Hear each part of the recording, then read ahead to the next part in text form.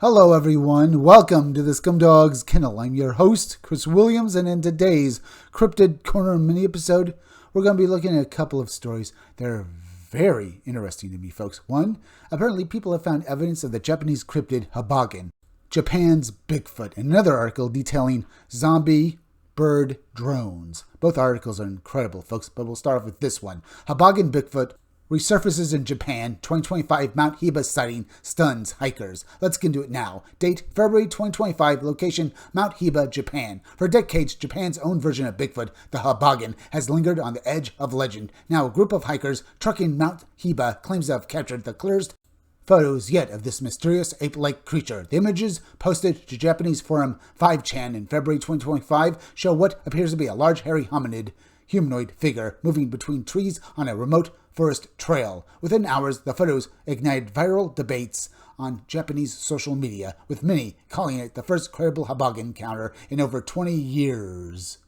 The photos were taken on February 3, 2025 by three friends hiking near the Shibara side of Mount Hiba in Hiroshima Prefecture. The hikers, who requested anonymity, say they first heard heavy rustling and a guttural grunt echoing through the woods. We froze at first. I thought it was a bear, but it stood upright and moved strangely. It looked almost human, but taller, covered in dark brown hair. It vanished before we could get closer. Witness's statement translated. Here's the photo. February 2025 image went viral in Japan. You can see it on the left-hand side of the screen, folks. It does look like it's a humanoid figure, but, well, is this actually the Hibagon? Let's read on, and we'll discuss it a little later, folks. The two photos they shared, one blurred, the other partially focused, show a broad-shouldered figure approximately 6 to 7 feet tall, seemingly mid-stride between cedar trees. A rough estimation of scale using nearby vegetation suggests the creature was much larger than a human.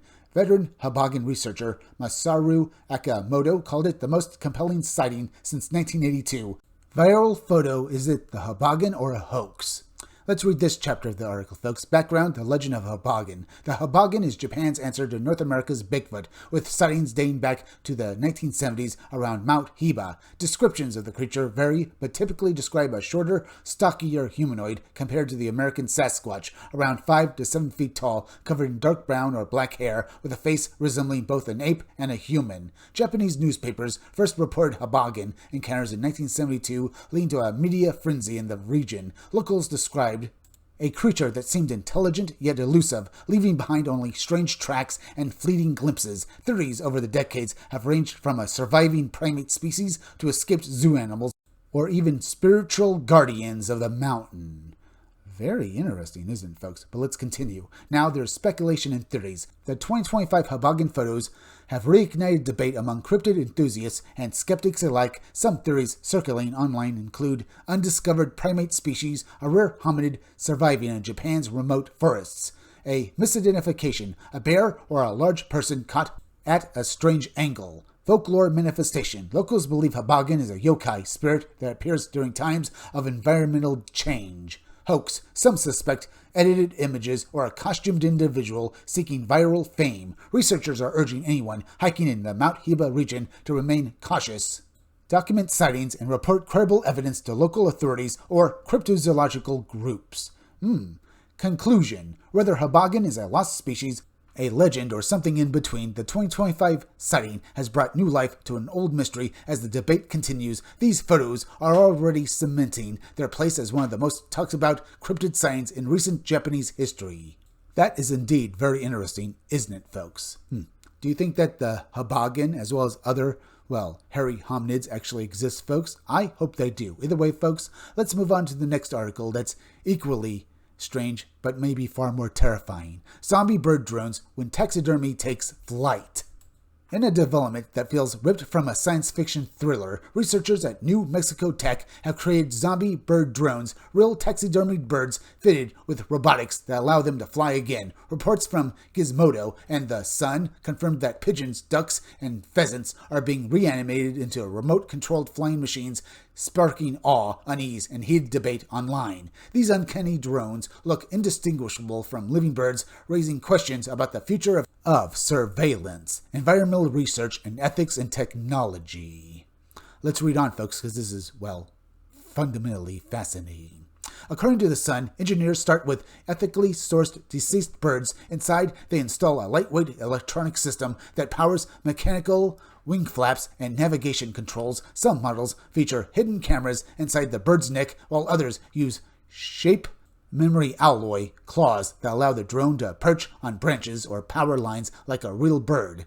This level of camouflage is impossible for traditional drones, making these reanimated flyers uniquely suited for stealth missions or disturbingly hard to detect.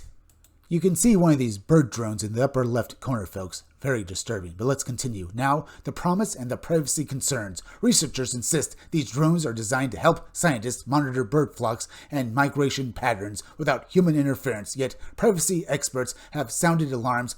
Could governments or corporations deploy lifelike spy birds over cities or borders? Would anyone even know they were being watched? And that is indeed a concern, folks.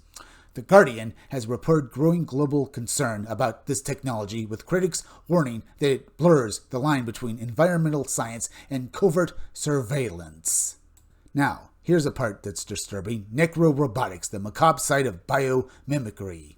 This isn't humanity's first step into necrorobotics. Scientists have previously turned spider corpses into robot grippers and outfitted cockroaches with microchips for search and rescue missions, but bringing back birds, symbols of freedom and life, hits differently. Experts warn this technology may lead to a new debate, or should I say, many debates, about using dead animals in robotics, especially for non-scientific purposes.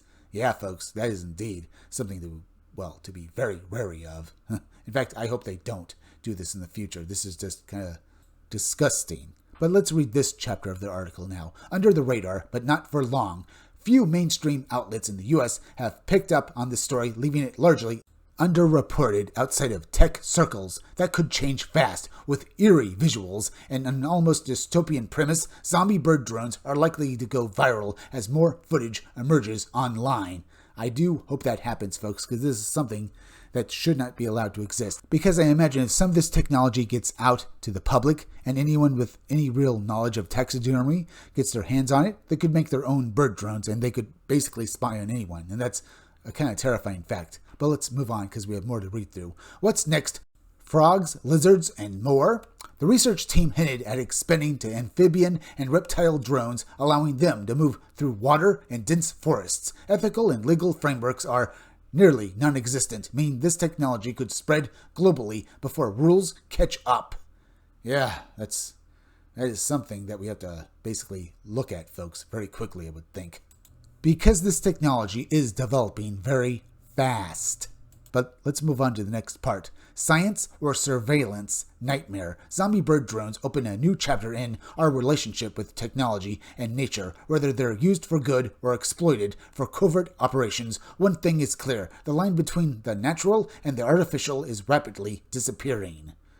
To some extent, folks, but then again, these are basically just dead birds that have been basically reanimated with robotic and cybernetic components, but they're really just drones, folks, but still something to be concerned about, because if this technology is developed, then I can basically see it being, actually it probably is going to be misused very badly by, ordinary people and by our own government, folks, because they love to spy on people, and this is something right up their alley. As you can see from this picture, folks, these robotic drones, they look very lifelike, don't they, folks? I mean, the one in the upper left corner, it looks like it is alive, but you can see the mechanical parts in it, like some macabre scene from a science fiction movie, only this is real. You can see the one at the bottom, that photo at the bottom, folks, with that cybernetic bird thing with wings connected to a motor or something else, folks. But in the background, you can see a pheasant body, so that tells us that they're using this technology in several different bird species. And that tells us if this technology does get out, folks, that means every bird we look at might be an actual drone, and that's terrifying. Either way, we're at the end, so please go subscribe to my YouTube channel, Read Comics They're Bad For You. You can use the YouTube link down below in the descriptions or the chat to go subscribe to me. Hit that like button for me. Make sure you're still subscribed. Leave some comments down below. Hit that bell for notifications. Hit the part of the bell that will give you all future notifications. And please share this video out. I'm Chris Williams from the Scumdogs Kennel. Thank you all for joining me. I'll be back again tomorrow with another great video. So be sure to come back again then. Till next time, folks, I'll see you all again soon.